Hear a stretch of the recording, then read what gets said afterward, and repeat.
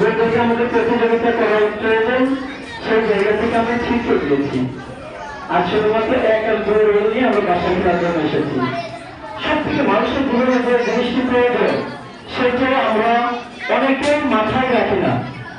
সেটা ভালো মানুষ, সোনার ছেলে।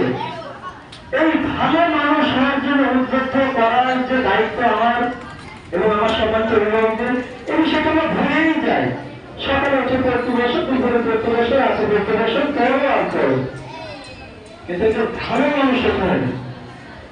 ছোট একটা ঘটনা বলি। সম্রাট বাবর যখন মুঘল সাম্রাজ্যের ভিত স্থাপন করেন, ওনার টার্গেট ছিল যে ওনাদের পরবর্তী প্রজন্ম যাতে সুনামের সাথে যুগ যুগ বেঁচে থাকে। ওনার ছেলে যখন সম্রাট হুমায়ুন এসেছে, উনিও সেই থিমকে অ্যাপ্লাই করেছে। সম্রাট হুমায়ুনের ছেলে যখন সম্রাট আকবর এসেছে, উনি কিন্তু অক্ষর জ্ঞানহীন ছিলেন, কিন্তু ওনার সাম্রাজ্য এত বিস্তৃত করেছিল এবং এত শক্তিশালী করেছিল যে আর কোন সম্রাটটা পারেনি। ঠিক সম্রাট আকবরের এই দিক নির্দেশনায় ওনার সন্তান সম্রাট জাহাঙ্গীর কিন্তু ধারাবাহিকতা বজায় রাখতে চেয়েছে যে আমাদের সম্মান ধরে রাখতে হবে। কিসের ভিত্তিতে? ভালো কার্যক্রমের মাধ্যমে।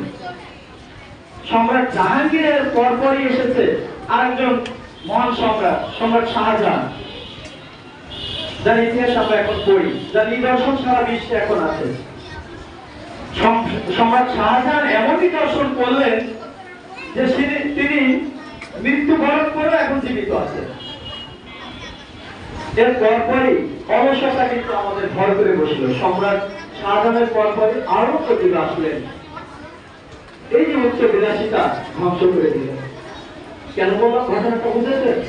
আপনারা বাচ্চাদের শিখান না যে আপনার পূর্বপুরুষ, অনেকেই হয়তো দাদার নাম দাদার নাম জানে না, অ্যানালাইসিস করেন না, বা তাদের পূর্বপুরুষদের যে একটা ঐতিহ্য ছিল, তারা সেটাকে ক্যারি করে আরো সামনে বংশকে উজ্জ্বল করবে, সেটিকে আপনারা ভাবেন না। আপনারা ভাবেন কি জানেন? ওই অনেক একজন বড় অফিসার হয়েছে, আমার ছেলে অফিসার হবে, কিন্তু সম্মানিত একজন মানুষ হবে, এই সন্তানের মাধ্যমে আপনি একজন সম্মানিত গর্বিত পিতা হবেন, মাতা হবেন, এই সম্পর্কে অনেকের মাঝেই দেখি না। আমি পড়াশোনা নিয়ে কথা বলবো না আজকে, শুধু চাইবো আসলে আমাদের বাচ্চাদের সৎ এবং ভালো মানুষ হওয়ার অহংকারে নামিয়ে দিন। সর্বোচ্চ ভালো মানুষ হোক, দেখবেন আগামী প্রজন্ম সুন্দর একটা দেশ, সুন্দর একটা জাতি, সুন্দর একটা সমাজ দেবে। সবাইকে ধন্যবাদ।